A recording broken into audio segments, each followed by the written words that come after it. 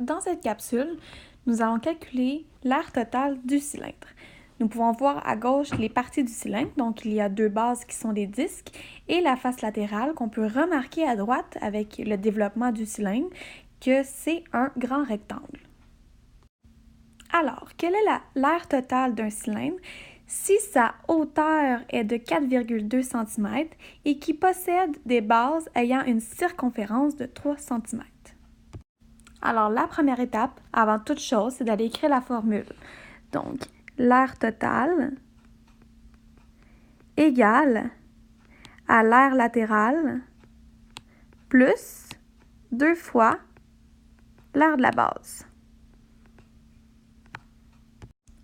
La deuxième étape, ça va être d'aller remplacer l'aire latérale et l'aire de la base par leurs formules respectives.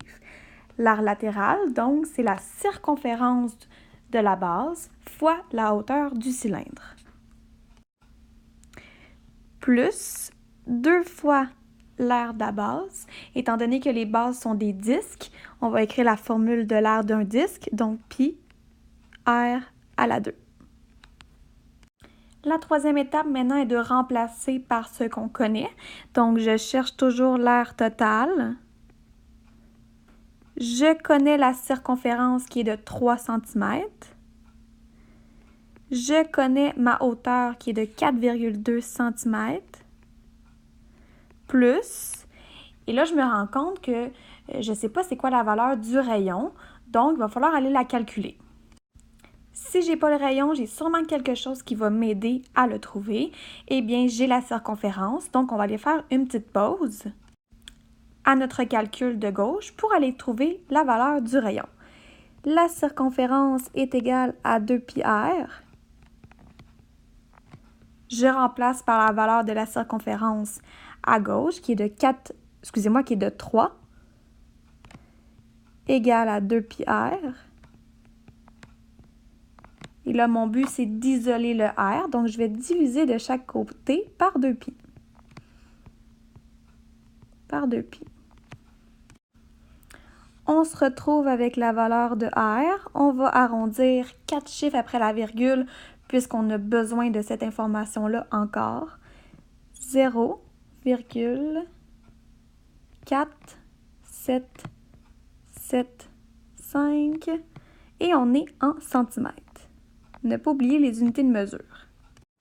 J'ai trouvé le rayon, donc maintenant je peux aller remplacer dans ma formule. Donc pour trouver les deux bases, 2 fois pi, et là je peux remplacer le rayon par sa valeur, 0,475 et le rayon est à la 2, ici. Et là maintenant il me reste à calculer. Je prends ma calculatrice, je fais 3 fois 4,2 plus 2 fois pi fois 0,4775 à la 2.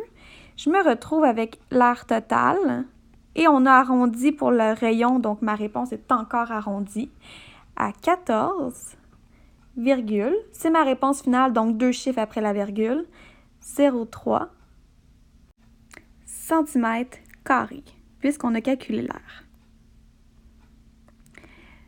Donc, en résumé, on écrit en premier la formule de l'aire totale, donc l'aire latérale plus 2 fois l'aire de la base. En deuxième étape, on remplace par les formules. L'aire latérale, c'est la circonférence fois la hauteur, plus 2 fois l'aire d'une base qui est pi r à la 2.